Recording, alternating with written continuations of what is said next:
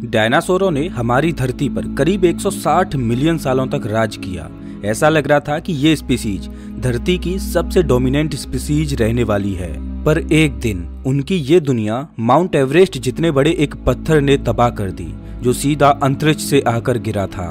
आज मैं आपको इन्हीं रेप्टाइल्स की स्टोरी सुनाऊंगा और हम देखेंगे कि आपदा का वो मंजर कैसा था जिसमें इनकी कहानी का अंत हुआ था। नमस्कार दोस्तों, मैं हूं श्याम तोमर। स्वागत करता हूं आपका इस वीडियो में। करीब 66 मिलियन साल पहले की बात है। क्रिटेशियस पीरियड का अभी अभी अंत हुआ था, जो कि मीसोजोइक एरा की कैटेगरी में आता है। पेंजिया सुपर कॉन्टिनेंट के पार्ट्स एक दूसरे से अलग अलग होकर इधर उधर बिखरने लगे थे। पेंजिया बहुत बड़ा सुपर कॉन्टिनेंट था, जिसके टुकड़ों से आज बहुत सारे देशों का जन्म हुआ है। उस वक्त में जब ये कॉन्टिनेंट बिखरकर अलग होने लगा, तो ये ऑलमोस्ट आज के वर्ल्ड की जैसी शक्ल लेने लगा। क्रिटेशियस पीरियड के अंत तक साउथ और नॉर्थ अमेरिका एक दूसरे से अलग हो गए थे। उस वक्त जिस शेप में ऑस्ट्रेलिया, ग्रीनलैंड और अफ्रीका थे, उसी शेप में वो आज भी देखने को मिलते हैं। बिल्कुल उसी वक्त में यूरोप और एशिया के आउटलाइंस बनना शुरू हुए थे। साइबेरिया, मंगोलिया और एंडेस के माउंटेन रेंजेज धीरे धीरे उभर कर बाहर निकल रहे थे। क्रिटेशियस पीरियड करीब 79 मिलियन सालों तक चला था। इसके साथ ही ये मीसोजोइक एरा का सबसे बड़ा पीरियड था। हमारी धरती का क्लाइमेट इन 79 मिलियन सालों में कई बार बदला था और इस पीरियड के अंत तक यही क्लाइमेट काफी ज्यादा ठंडा था। पृथ्वी के दोनों पोल्स पर आइस कैप्स बनने लगे थे और सर्दियों का मौसम और ज्यादा घातक हो गया था। बहुत सी जगहों पर टेम्परेचर -10 डिग्री सेल्सियस के नीचे पहुंच गया था। वहीं अलास्का जैसी जगह में यही टेम्परेचर -45 डिग्री सेल्सियस से नीचे आ गया था। लेकिन अगर उस दुनिया को आज की दुनिया से कंपेयर करें तो वो तब ज्यादा गर्म था। कॉन्टिनेंट के सरफेस पर हरियाली छाई हुई थी। इसी पीरियड के दौरान फ्लावरिंग प्लांट्स का भी जन्म हुआ था। कॉनिफर्स, गिनको और ऐसे ही दूसरे पेड़ जो पिछले एरा में बने थे, उन्होंने घने जंगलों को जन्म दे दिया था। इन पेड़ों द्वारा जो मिट्टी बन रही थी, वो सॉइल को और ज्यादा फर्टिलाइज बना रही थी, यानी कि दूसरे प्लांट्स के लिए यहाँ पैदा होना बेहद ही आसान हो गया था। जैसे जैसे फ्लावरिंग प्लांट्स की आबादी बढ़ती गई, उस वक्त में मौजूद इंसेक्ट्स भी इवॉल्व होते गए। बटरफ्लाइज और बीज ने उड़ना शुरू कर दिया था और वे फ्लावर्स में मौजूद पोलेंस को यहाँ से वहाँ ले जाने का काम करने लगे थे। बीज वाले फ्रूट्स इन्हीं पोलेंस की मदद से अलग अलग जगहों पर पैदा होते हैं और इन्हें यहाँ वहाँ ले जाने का काम इन बटरफ्लाइज और बीज का ही होता है। इंसेक्ट्स की आबादी बढ़ने से पक्षियों को भी फायदा होने लगा था, क्योंकि उनके लिए भारी मात्रा में खाना मौजूद होने लगा था। इसी इन्वायरमेंट ने बहुत से हर्बीवोरस डायनासोरों को इवॉल्व करने का मौका दिया। उस वक्त में पृथ्वी की कंडीशन इतनी अच्छी थी कि बहुत से कार्निवोरस, अनगुलेट्स, इंसेक्टिवोरस और प्रिमेट्स की पॉपुलेशन तेजी से बढ़ने लगी थी। सच कहूँ तो उस वक्त में ये जीव आज के बहुत से जानवरों के मुकाबले काफी छोटे हुआ करते थे। तब ज्यादातर मूसक और छोटे मैमल्स को ही देखा जा सकता था। हमें इस बात की जानकारी तब हुई जब खोजकर्ताओं को 20 सेंटीमीटर का एक फॉसिलाइज्ड एनिमल मिला। इसका नाम सबर टूथेड स्क्वेरल है। माना जाता है कि ये प्रजाति ज्यादातर इंसेक्ट्स ही खाया करती थी, लेकिन इसका मतलब ये नहीं है कि वर्ल्ड के दूसरे हिस्से में बड़े जीव नहीं थे। मेडागास्कर में हमें एक बड़े जीव का फॉसिल मिला था, जो कि एक हर्बीवोरस मैमल था। ये जानवर दिखने में भी बहुत अलग था। इसके सर के दोनों तरफ क्रेस्ट नाम की एक चीज थी, जो इसके सर को बचाए रखती थी। इसके साथ ही इस जीव की सूंघने की शक्ति भी कमाल की थी। इस प्रजाति के जानवरों को मरमोट कहा जाता है, जो रेडेंट्स की कैटेगरी में ही आते हैं। लेकिन इनमें ही अगर असली जाइंट मैमल्स की बात करें तो रेपेनोमेम्स क्रिटेशियस पीरियड में काफी बड़े थे। इनकी बॉडी 1 मीटर तक लंबी थी और वजन 2 से 14 किलोग्राम तक पहुंच जाता था। आपकी इमेजिनेशन के लिए बता दूं कि यह जानवर आज के मॉडर्न वर्ल्ड में पाया जाने वाला तस्मेनियन डेविल्स जैसा दिखाई देता है। ये जानवर ऐसा प्रीडेटर था जो अभी अभी पैदा हुए डायनासोरों को भी खाता था, लेकिन इसके बावजूद भी डायनासोर्स एवोल्यूशन की सीढ़ी पर सबसे टॉप पर पहुंच गए। मीसोजोइक एरा की फूड चेन में वही सबसे ऊपर थे। बहुत सारे डायनासोरों की प्रजातियां कॉन्टिनेंट्स के हर भाग में मौजूद थीं और वो भी अलग अलग शेप और साइज में। इनमें सबसे छोटी प्रजाति का नाम था ओकुलुडेंटेविस खोंगुरेई। इस मिनी रेप्टाइल का सर केवल 14 मिलीमीटर्स बड़ा था। दुर्भाग्यवश वैज्ञानिकों को इस जीव के शरीर का बाकी हिस्सा नहीं मिला है। लेकिन इसके सर के साइज को देखते हुए ये अनुमान लगाया जा सकता है कि ये आज के जमाने की हमिंग बर्ड जितना बड़ा था। बहुत से रिकॉर्ड्स के मुताबिक एलेमोसोरस नाम का डायनासोर सबसे बड़ा डायनासोर था। ये जानवर 29 मीटर लंबा था और इसका वजन 38 टन तक था। केवल इसकी पूंछ की बात करें तो ये 12 मीटर तक लंबी थी। अब हम उस दौर में पहुंच जाते हैं जब एस्ट्रॉयड इन जानवरों पर गिरने वाला था। एस्ट्रॉयड इम्पैक्ट के करीब 5 घंटे पहले सभी जानवर, चाहे वो जवान हो या बूढ़े, अपने नॉर्मल जीवन को उसी नॉर्मल रूटीन के साथ जी रहे थे। 50 एलेमोसोरस का एक ग्रुप युकेटन पेनिनसुला में मजे से खाना खा रहा था। अगर अभी तक आपने अंदाजा नहीं लगाया है तो मैं आपको बता दूं कि ये प्रजाति पूरी तरह से हर्बीवोरस प्रजाति थी, जिसे हर दिन 1 टन तक का वेजिटेशन खाना पड़ता था। सिर्फ कुछ ही दिनों में ये जानवर एक बड़े जंगल के सारे पत्ते खा सकते थे। अब एक बार हम मंगोलिया और चाइना के टेरिटरी में आते हैं, जहां पर टर्बोसोरस नाम का एक बड़ा जीव रहा करता था। ये प्रजाति 14 मीटर लंबी हुआ करती थी और प्रेडेटर्स की लिस्ट में ये सबसे बड़ी प्रजातियों में से एक हुआ करती थी। ये जानवर ज्यादातर पानी के किनारे शिकार किया करते थे, जहां पर छोटे जीव अक्सर पानी पीने आते थे। किसी भी दूसरे टर्बोसोरस की तरह ये प्रजाति भी 2 पैरों पर चलती थी।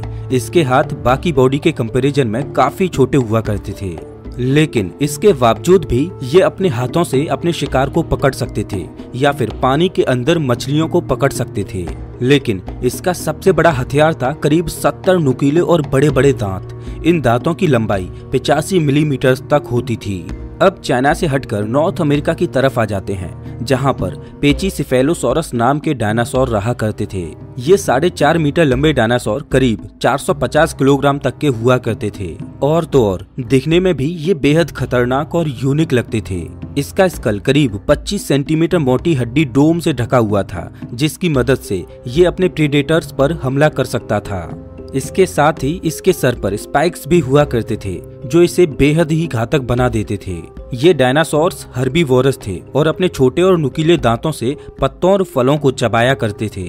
लेकिन खोजकर्ताओं के एक स्टडी के मुताबिक इस जानवर ने अपनी डाइट में मीट को भी शामिल करके रखा हुआ था। इसके मेन शिकार एम्फीपेन्स, बिना शेल के एनिमल्स और छोटे मैमल्स हुआ करते थे। इसके अलावा ये अभी अभी पैदा हुए डायनासोरों को भी खाता था। इन डायनासोरों को समुद्र के पास रहना पसंद था, जहां पर बहुत से न्यूट्रिशियस बीज मौजूद थे। इसके अलावा पानी में वो बड़े बड़े मोलुस्क और लिजार्ड्स को भी खा सकते थे। वहीं अब आ जाते हैं वेस्टर्न नॉर्थ अमेरिका में, जहां पर एंकिलोसोरस की प्रजाति मजे से जंगल के अंदर अपना खाना चबा रही थी। ये रेप्टाइल बेहद ही एक्जोटिक दिखता था। इसका साइज एक राइनोसोरस या फिर एक बड़े एलिफेंट जितना बड़ा हुआ करता था। इस जानवर की पूरी बॉडी एक बोन आर्मर से ढकी हुई थी और इसकी पूंछ पर बिल्कुल एक गड्ढा जैसी चीज थी, जिसकी मदद से ये अपनी रक्षा करता था। इतना खतरनाक दिखने के बाद भी ये जानवर काफी सीधा साधा हुआ करता था। ये एक हर्बीवोरस जानवर था जो शांति से पूरे दिन घास चबाया करता था। अपनी खतरनाक पूंछ की मदद से वो दूसरे प्रेडेटर्स से अपनी जान बचाता था। नॉर्थ अमेरिका में केवल शांत स्वभाव के हर्बीवोरस जानवर ही नहीं पाए जाते थे, यहाँ पर बेहद ही खतरनाक मीट खाने वाले रेप्टाइल्स भी घूमा करते थे। जिस जगह पर एस्ट्रॉयड गिरने वाला था उसके कई 100 किलोमीटर दूर कार्नोटोरस और टीरेक्स जैसे प्रेडेटर्स रहा करते थे। कार्नोटोरस 50 किलोमीटर प्रति घंटे की रफ्तार से भाग सकते थे और ये अपने किसी भी शिकारी से आराम से बच सकते थे। वहीं टीरेक्स 40 किलोमीटर प्रति घंटे की रफ्तार से भागते थे। टीरेक्स के पास दूसरे किसी भी जानवर के मुकाबले अविश्वसनीय सूंघने की शक्ति थी और अगर इसकी नजर की बात करें तो वो आज के जमाने के बाज से भी ज्यादा तेज थी। टीरेक्स की नजर बाइनोकुलर हुआ करती थी। ये अपनी आंखों की मदद से अलग अलग डायरेक्शंस में देख सकता था। दोनों आंखों से आई हुई इंफॉर्मेशन को ये कंबाइंड करके एक सिंगल इमेज में कन्वर्ट कर देता था। इस टेक्निक से उसे एग्जैक्टली पता चल जाता था कि उसका शिकार कितनी दूर है। टीरेक्स अपने इलाके को अग्रेशन के साथ प्रोटेक्ट करता था और लगभग हर चलने फिरने वाले जीव को ये खा जाता था। ये अपनी प्रजाति के डायनासोरों को भी नहीं छोड़ता था। अगर एक टीरेक्स और एक कार्नोटोरस के बीच फाइट हो तो टीरेक्स बिना किसी मुश्किल के विजेता होगा। एक तरफ जहां टीरेक्स का वजन 6.8 टन तक था, वहीं दूसरी तरफ कार्नोटोरस का वजन 5 टन ही था। टीरेक्स का मसल मास भी काफी ज्यादा हुआ करता था। कार्नोटोरस के सर पर हॉर्न जैसे 2 आकार थे, लेकिन उसके बावजूद भी ये टीरेक्स के सामने टिक नहीं सकता था। इनके बीच बिल्कुल एक शेर और चीते की तरह रिलेशन था। खोजकर्ता अनुमान लगाते हैं कि टीरेक्स को हर दिन करीब 100 किलो मांस खाने की जरूरत थी। ये सभी डायनासोर रोज की तरह अपने जीवन को जी रहे थे। उनके लिए ये दिन बिल्कुल किसी आम दिन की तरह था। उन्हें नहीं पता था कि 10 मिनट के अंदर एक बड़ा एस्ट्रॉयड स्पेस से सीधा धरती पर गिरेगा और उनकी 75% आबादी को खत्म कर देगा। क्रिटेशियस पीरियड इसी पत्थर के साथ विलुप्त होने वाला था। साल 1980 में वैज्ञानिकों ने ये हाइपोथेसिस दी कि इसी बड़े एस्ट्रॉयड की वजह से पृथ्वी को ऐसी खतरनाक त्रासदी का सामना करना पड़ा था। उन्हें पृथ्वी के सरफेस पर बहुत सारी जगहों पर मिट्टी के ऐसे टुकड़े मिले जिनमें इरिडियम मौजूद था। मैं आपको बता दूं कि वैज्ञानिकों को जितना इरिडियम मिला वो आज तक हमें पृथ्वी पर नेचुरल तरीके से नहीं मिला है, चाहे वो सरफेस के ऊपर की बात हो या फिर पृथ्वी के कई फीट अंदर की बात हो। इरिडियम एक बहुत ही ज्यादा रेयर सब्सटेंस है जो पृथ्वी पर बहुत ही मुश्किल से मिलता है, लेकिन बहुत सारे एस्ट्रॉइड्स में इरिडियम भारी मात्रा में प्रेजेंट होता है। कई बार इरिडियम को स्पेस मेटल भी कहा जाता है।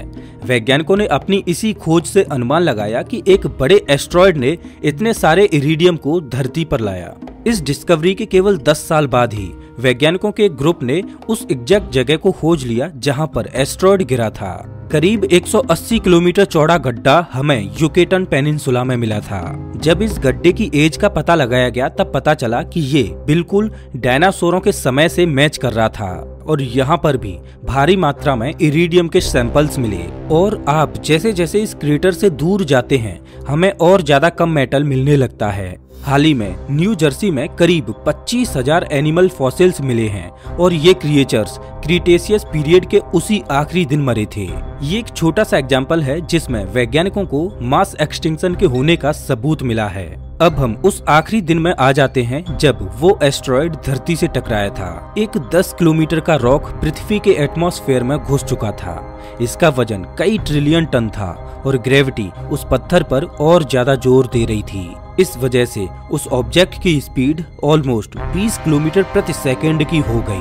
पृथ्वी के एटमॉस्फेयर से टकराने पर इस पत्थर पर भारी फ्रिक्शन पड़ने लगा और इसका टेम्परेचर कई हजार डिग्री सेल्सियस तक पहुंच गया।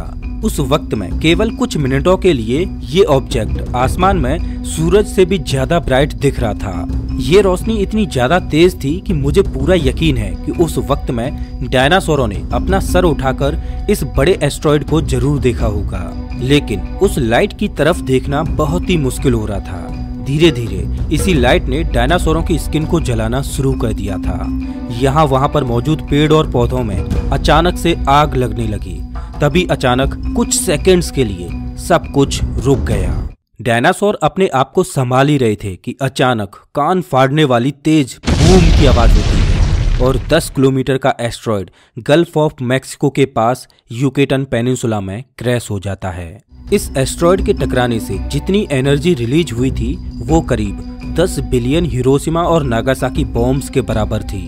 सिर्फ कुछ ही सेकंड्स में एस्ट्रॉयड धरती को चीरकर करीब 20 किलोमीटर अंदर पृथ्वी की क्रस्ट में घुस गया। पृथ्वी बिल्कुल किसी मंदिर के घंटे की तरह बज उठी। इसके इम्पैक्ट की शक्ति और उसके साथ पैदा होने वाले साउंड वेव को आपको अंदाजा देने के लिए हाल ही में हुए क्रेकाटोआ वोल्केनिक एक्सप्लोजन की बात करते हैं।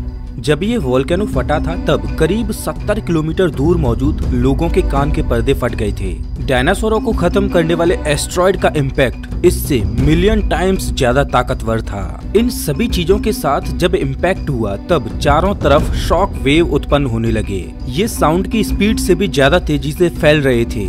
ये शॉक वेव इतनी शक्तिशाली थी कि इसकी वजह से डायनासोरों की चमड़ी निकलने लगी थी और बड़े बड़े डायनासोरों को ये हवा में दूर दूर तक उछाल कर फेंक रही थी। डायनासोरों के दृष्टिकोण से देखें तो उनकी मौत बहुत जल्दी हो गई थी। एक तेज रोशनी आई और अगले ही सेकंड उनका खात्मा हो गया।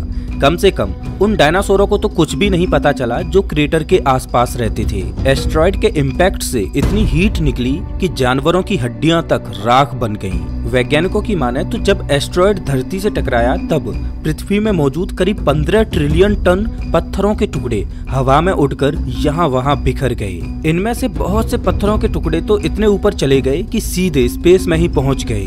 वहीं लाखों दूसरे पत्थरों के टुकड़े हवा में कई हजार फीट ऊपर जाकर एक बार फिर से धरती पर गिरने लगे थे। पत्थर बिल्कुल बारिश की तरह धरती पर गिर रहे थे। इस फिनोमिना को ग्लास रेन का नाम दिया गया। जो डायनासोर एस्टेरॉयड के इनिशियल इम्पैक्ट से बच गए थे, उन्हें इस ग्लास रेन ने तबाह कर दिया और उड़ने वाले डायनासोरों को भी इस इम्पैक्ट ने नहीं छोड़ा। लेकिन ये तो उन डायनासोरों की बात हुई जो एस्टेरॉयड इम्पैक्ट के करीब थे। बहुत से डायनासोर तो बहुत दूर दूर के इलाकों में बसे हुए थे, यहाँ तक कि कुछ तो दूसरे कॉन्टिनेंट्स में भी थे। लेकिन एस्टेरॉयड ने एक डोमिनो इफेक्ट शुरू कर दिया था और एक के बाद एक त्रासदियां आने लगी। इम्पैक्ट की वजह से समुद्र में 100 मीटर तक की ऊंची सुनामी आ गई। आपकी तुलना के लिए मैं बता दूं कि साल 2011 में जो जापान में घातक सुनामी आई थी वो केवल 10 मीटर ऊंची थी, लेकिन इसके बावजूद भी इसमें पूरा आइलैंड ऑलमोस्ट डूब गया था। तो एक बार सोचिए कि 100 मीटर ऊंची वेव ने जमीन पर रहने वाले जानवरों और दूसरी चीजों का क्या हासिल किया होगा। सुनामी ने फ्यूचर यूएसए की पूरी टेरिटरी को पानी में डुबा दिया। सुनामी के बाद अब अर्थक्वेक्स की बारी थी। चाइना और मंगोलिया में रहने वाले डायनासोर अब भी एस्टेरॉयड के इम्पैक्ट से 15,000 किलोमीटर दूर थे। दुनिया के दूसरे हिस्से में हुई इस तबाही के बारे में उन्हें कोई भी अंदाजा नहीं था, लेकिन उन्हें नहीं पता था कि ये महाप्रलय धीरे धीरे उनकी तरफ भी बढ़ रही थी। एस्टेरॉयड के इम्पैक्ट ने एक साथ बहुत से भूकंपों को ट्रिगर कर दिया, जिनकी मेजरमेंट करीब 11.2 रेक्टर स्केल की थी। इस भूकंप से जो झटके महसूस किए गए वो आज तक के मॉडर्न अर्थक्वेक से 50 गुना ज्यादा ताकतवर थे। साल 1960 का सबसे पावरफुल अर्थक्वेक भी 9.5 रेक्टर स्केल का था। पृथ्वी के इस कंपन से इसके सरफेस पर जितने भी ज्वालामुखी थे वो सब सक्रिय हो गए। वोल्केनो के फटने से करीब 70 बिलियन टन का मलबा जैसे पत्थर, राख और कार्बन मोनोऑक्साइड हवा में उड़ने लगे, जिसके बाद वो उतनी ही तेजी से वापस धरती पर गिरने लगे और इस वजह से टेम्परेचर कई गुना बढ़ गया, जिससे सभी जंगलों में आग लग गई। धरती के चारों ओर बड़े बड़े धूल के बादल घिर रहे थे, जो उसके रास्ते में आने वाली सभी चीजों को जलाकर राख कर रहे थे। धूल की वजह से पृथ्वी का टेम्परेचर करीब 150 डिग्री सेल्सियस तक पहुंच गया और एस्टेरॉयड इम्पैक्ट के केवल 1.5 घंटे बाद ही पृथ्वी की लगभग सभी प्रजातियां खत्म हो गईं। बहुत से डायनासोर गुफाओं में जाकर बच गए थे, लेकिन ये गुफा भी उन्हें ज्यादा देर तक बचा नहीं पाई। धीरे धीरे अचानक से बढ़ा हुआ टेम्परेचर कम होने लगा और पृथ्वी पर एसिड रेन आने लगी। इम्पैक्ट की वजह से कई बिलियन टन के सल्फर कंपाउंड्स बादलों में पहुंच गए थे और अब सल्फ्यूरिक एसिड बनकर फिर से वो नीचे गिर रहे थे। इस बारिश ने मिट्टी और पानी को जहर बना दिया। ज्वालामुखियों के फटने की वजह से पृथ्वी के चारों ओर धूल और राख के बादल फैल गए, जिससे सूर्य की लाइट पृथ्वी तक नहीं पहुंच पा रही थी। दिन के वक्त भी रात जैसा घना अंधेरा था। टेम्परेचर अचानक से ही 28 डिग्री सेल्सियस तक नीचे गिर गया और इम्पैक्ट विंटर की शुरुआत हो गई। जिन डायनासोरों की किस्मत अच्छी थी और जो इन सभी चीजों से बच गए थे, उनके लिए धरती पूरी तरह से बदल गई थी। अब धरती अंधेरी, ठंडी और पूरी तरह से सुनसान हो गई थी। डायनासोरों के लिए पृथ्वी पर बिल्कुल भी खाना नहीं बचा था। हजारों जानवरों की तो भूख से ही मौत हो गई। माना जाता है कि कहीं दूर के इलाके में डायनासोरों के अंडे जमीन के अंदर गड़कर बच गए थे, लेकिन जब उनमें से बच्चे निकले तो उनके लिए इंतजार कर रही थी सुनसान और ठंडी दुनिया। ये आखिरी डायनासोर रहे होंगे जो पृथ्वी पर जिंदा थे और जिनकी बुरी तरह से अंत में मौत हो गई थी। डायनासोरों का राज ऑफिशियली खत्म हो गया था। इसके बाद सीनोजोइक एरा शुरू हुआ। कई 100 सालों के बाद धूल के बादल पृथ्वी के एटमॉस्फेयर से हटने लगे और सूर्य की रोशनी फाइनली सरफेस पर गिरने लगी। प्रकृति एक बार फिर से जिंदा होने लगी। पहले हॉर्सटेल और फर्न्स के पौधे पैदा हुए, जिसके बाद घास भी धीरे धीरे उगने लगी। दूसरे जानवर जिनके ऊपर डायनासोरों का राज था, अब वो इस नई दुनिया पर राज करने के लिए तैयार हो गए। बहुत से छोटे मैमल्स अंडरग्राउंड होकर बचने में सफल हो गए थे। इन जीवों को एक्सट्रीम कंडीशंस में रहने की आदत हो गई थी। इन्होंने अपनी बॉडी को इस तरह से ढाल लिया था कि बहुत कम खाना खाकर भी वो जिंदा रह सकते थे। मैमल्स का एवोल्यूशन इतना ज्यादा सफल रहा कि धीरे धीरे नई नई प्रजातियां इवॉल्व होने लगी और इवॉल्व होते होते उन्हीं में से एक हम इंसान भी हैं, जिनका आज इस पूरी धरती पर वर्चस्व है। ये कहना गलत नहीं होगा कि डायनासोरों का अंत हमें इवॉल्व होने के लिए वरदान साबित हुआ। तो दोस्तों, इस वीडियो में बस इतना ही। वैसे आप हमारा ये वीडियो कौन से शहर से देख रहे हो, हमें कमेंट करके जरूर बताएं। अगर आपको ये वीडियो अच्छा लगा हो तो इसे लाइक करें और ऐसे ही वीडियोज के लिए चैनल को सब्सक्राइब करें, साथ ही बेल आइकॉन दबाएं।